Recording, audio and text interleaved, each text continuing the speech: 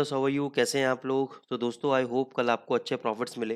हालांकि मैंने आपसे कहा था कि भाई मेरे को इतना कॉन्फिडेंस नहीं है इसके ट्रेड के ऊपर, लेकिन फिर भी अगर आप ट्रेड लेना चाहते हैं तो आप लें। और आपको 30 से 40 पिप का एक अच्छा खासा प्रॉफिट मिला। 690 का आपको एसएल दिया था और यहीं कहीं आपको हमने बाय करवाया था यूरो यूएसडी, तो अच्छा खासा आपको प्रॉफिट हुआ। अब क्या हो सकता है यूरो यूएसडी के अंदर? देखो अभी क्या है कि इसने यहाँ पे देखो ब्रेकआउट दिया, ये ब्रेकआउट मारा। अब इसका जो रेजिस्टेंस लेवल है ये एक आपका रेजिस्टेंस का काम कर रहा है। ठीक है, ये तो चीज़ क्लियर होगी कि जब तक नीचे 690 का लेवल ब्रेक नहीं होता तब तक एक नया फॉल आपको यूरो में देखने को नहीं मिलेगा।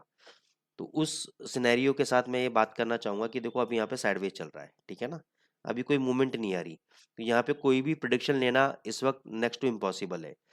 तो दो तरीके से इसमें हम ट्रेड कर सकते हैं। पहला, अगर ये 720 के आसपास, यानी ये जो प्रीवियस डिमांड जोन है 720 के आसपास अगर आ जाता है तब बाय करें। 690 का एसएल लगाएं और ऊपर का वेट करें। ऊपर का जितना स्टॉप लॉस है उतना ही हम टारगेट लेके चलें, पहला। दूसरा, ये अगर हाई लेवल ब्रेकआउट करता है, ये हाई ब्रेकआउट करता है तब हम बाय करें। और बाय करने के बाद हम 816 और 820 के आसपास जाते हैं, प्रॉफिट को बुक कर लें। ठीक है, अब इस केस के अंदर क्या होगा कि मान के चलो हाई को ब्रेक किया, ऊपर 810 तक गया, 12 तक गया और नीचे गिर गया, क्योंकि स्टॉप लॉस तो अभी भी आपका 690 है। ठीक है, अगर नीचे गिर गया तो नीचे हम 720 के आसपास एक और लॉट बाय करेंगे। 720 के आसपास एक और लॉट बाय करेंगे और 690 का एसएल लेंगे। और फिर हम कैलकुलेट करेंगे कि जितना हमारा एसएल है उतना तो हमारा टारगेट है ऊपर। ये उस केस में है कि अगर हमारा यहाँ से बाय एग्जीक्यूट होने के बाद हमारा जो पहला टारगेट है 816 का वो अचीव नहीं होता है तब, जैसे कि बाय करा आपने और 810 तक गया और वहाँ से गिर गया तब, नहीं तो अपने 816 आए प्रॉफिट बुक करके आप लोग बाहर आ जाइएगा। तो दोनों तरह के एडजस्टमेंट्स आपको करने पड़ेंगे इसके अंदर। जीबीपी यूएसडी पे आ जाते हैं। जीबीपी यूएसडी में देखो जब तक ये 2500 का लेवल है राउंड फिगर में, वैसे तो इसने यहाँ 2518 का लो लगाया है। ठीक है, यहाँ पे भी कल मल्टीपल टाइम सपोर्ट लिया है। और डेली चार्ट में भी अगर मैं आपको दिखाता हूँ तो एक साइडवेज जोन के अंदर है। और साइडवेज जोन के अंदर क्या खासियत होती है करेंसी पेयर्स की? साइडवेज जोन के अंदर जब होता है, जैसे कि ये देखो सपोर्ट लिया है बहुत बढ़िया, तो साइडवेज जोन के अंदर ये ऊपर नीचे 200 100 150 पे ऊपर नीचे करता रहता है। और जब बाजार 100 150 पे ऊपर नीचे करता है तो आपकी एतसी कर देता है। अब यहाँ पे देखो क्या है, राउंडिंग टॉप पैटर्न बन रहा है, होने को तो डिस्ट्रीब्यूशन पैटर्न है। और ये इसकी नेकलाइन है 2500 की। अगर ये 2500 ब्रेक कर देगा तो ये आने वाले दिनों में 2100 और 2200 कुछ भी आ सकता है। ठीक है ना, लेकिन जब तक ये 2500 ब्रेक नहीं करेगा तब तक ये ऑस्किलेट ऊपर नीचे करता रहेगा। तो डाउन टाइम फ्रेम में तो ये आपका वीक है। ठीक है ना, 2 घंटे के चार्ट के अंदर हो सकता है कि आपको एक बार ये ऊपर नीचे दिखा दे, आपको ऊपर आपको ये 2660 2680 तक दिखा देगा, लेकिन तभी भी इसका पैटर्न जो है, वीकनेस जो है ख़त्म नहीं होता है। ठीक है ना, उसमें वीकनेस ख़त्म नहीं होता है क्योंकि ये ब्रॉड रेंज के अंदर है। और जो जीबीपी यूएसडी जैसे पेयर का जो ब्रॉड रेंज होता है वो 200 पिप के रेंज होते हैं इसके अंदर। तो इसलिए इसकी मूवमेंट में मान के चलो आपने सेल ट्रेड लिया और सेल ट्रेड के बाद 100 पिप आपके अगेंस्ट चला गया, तो आप ये नहीं कह सकते कि यार ट्रेड हमारा गलत चला गया, क्योंकि उसकी 200 पिप की रेंज है। और 200 पिप में अगर वो ऊपर नीचे करता रहेगा तो करता रहेगा। तो अगर आप इतना बड़ा रेंज नहीं खेल सकते तो आप उसको ट्रेड मत लो। ठीक है ना, अगर आप रेंज नहीं खेल सकते इतनी बड़ी तो उसको ट्रेड को नहीं लेना है आपको। ठीक है ना, तो ये चीज़ आपको जीबीपी यूएसडी में देखनी है आपको कि 2500 के नीचे अगर टूटा तो ये बहुत अच्छा गिरेगा। उससे पहले पहले चाहो तो आप एक बाय ट्रेड लेके अपने किस्मत को आजमा सकते हो। जीबीपी जेपीवाई कल 188.65 के आसपास शॉर्ट दिया था और बोला था कि 188 तक रीटेस्ट करेगा। एग्जैक्ट 187.99 का लो लगाया। तो होने को तो हमें यहाँ पे 65 पिप मिलते हैं, लेकिन हम यहाँ पे 30 ही पिप काउंट करके चल रहे हैं as per hour thumb rule. जो हम 25 से 30 पिप बोलते हैं, 30 पिप ही प्रॉफिट काउंट करके चल रहे हैं हम यहाँ पे। ठीक है ना, और 20 पिप हम काउंट करके चल रहे हैं यूरो यूएसडी में। तो 30 और 20 50 पिप का प्रॉफिट हमें हुआ।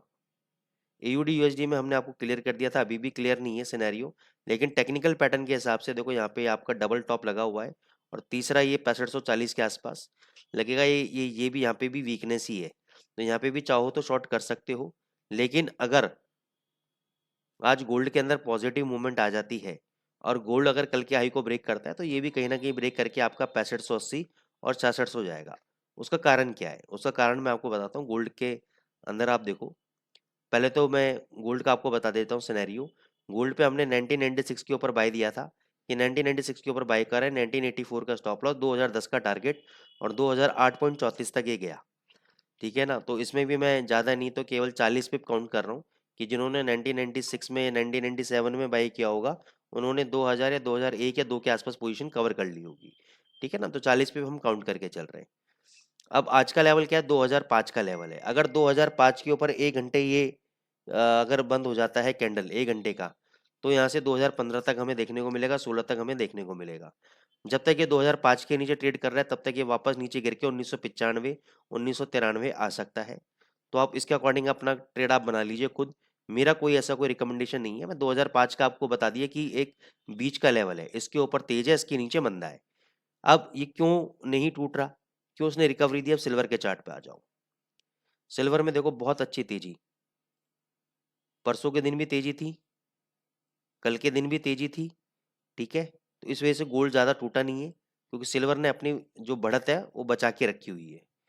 ठीक है, इसके अलावा अगर आप एक और देखोगे प्लेटिनम, अगर आपको गोल्ड की चाल समझनी है थोड़ा सा 2-4 दिन के लिए तो प्लेटिनम भी देखो। प्लेटिनम भी यहाँ पे डबल बॉटम लगाया है और ऊपर जा रहा है। अब थोड़ा बहुत ये नीचे आ सकता है, तो जितना ये नीचे आएगा उतना ही आपका गोल्ड थोड़ा बहुत नीचे गिर सकता है।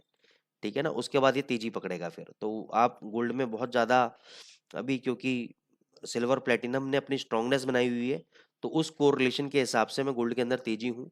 नहीं तो अदरवाइज अगर मैं स्टैंड अलोन गोल्ड का एनालिसिस करूँ तो मैं मंदी में हूँ। और मेरे को लगता है कि गोल्ड आपका एक बार 1950 तक नीचे आना चाहिए, थोड़ा शॉर्ट टर्म के अंदर। लॉन्ग टर्म में तेजी में हूँ। लॉन्ग टर्म में आज भी बोल रहा हूँ कि 2024 के अंदर ये 2022 तक जा सकता है, $2200 तक जा सकता है। ठीक है ना, $2200 तक जा सकता है, लेकिन उससे पहले पहले एक बार 1950 को आना चाहिए। ठीक है दोस्तों, तो आई होप आपको एनालिसिस समझ में आया होगा, कोरिलेशन समझ में आया होगा। तो इसको जरूर, चैनल को आप लाइक करें और कमेंट जो सर आप दे रहे हैं देना बंद ना करें। सतवीर भाई, अब्दुल जी, रविंद्र जी या और भी पार्टिसिपेंट्स जो देते हैं कमेंट, प्लीज़ कमेंट आप लोग जारी रखें। ठीक है ना, उससे हमें मोटिवेशन मिलता है वीडियो बनाने का, एनालिसिस बनाने का। Thank you so much.